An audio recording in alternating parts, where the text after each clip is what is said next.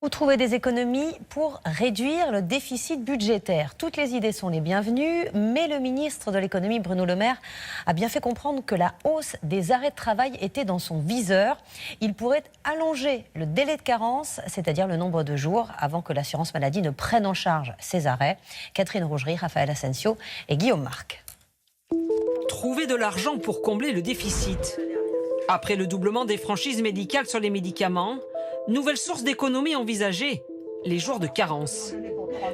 Aujourd'hui, en cas d'arrêt maladie, les salariés ont 3 jours durant lesquels ils ne reçoivent pas d'indemnité de l'assurance maladie. Ils doivent attendre le 4e jour.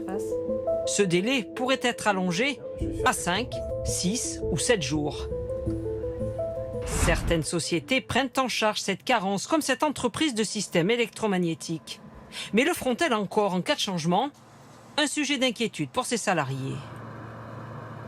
Là, ça sera une catastrophe. Déjà, on ne gagne pas beaucoup. Avec tout ce qui augmente, on sera encore de plus en plus pauvre. Que ça soit grave ou pas la maladie, je me poserai toujours la question, est-ce que c'est suffisamment grave pour perdre un jour de salaire?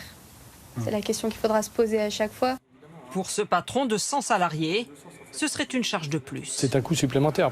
C'est un coût, c'est effectivement pénalisant pour l'entreprise. Ça veut dire qu'il faudra réajuster d'autres postes au niveau du budget de la société, de façon à ne pas mettre en péril, on va dire, la rentabilité. L'autre option préférée par le patronat, un jour de carence dit d'ordre public. En clair, comme pour les fonctionnaires, un jour non indemnisé par la sécurité sociale, ni compensé par les entreprises. Au final, un jour non payé pour les salariés.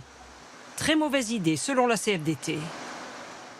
C'est aussi une raison de motif de santé publique, puisque des personnes qui pourraient être avec des maladies infectieuses, parfois, peuvent à ce moment-là, pour des raisons financières, même en étant malades, aller travailler.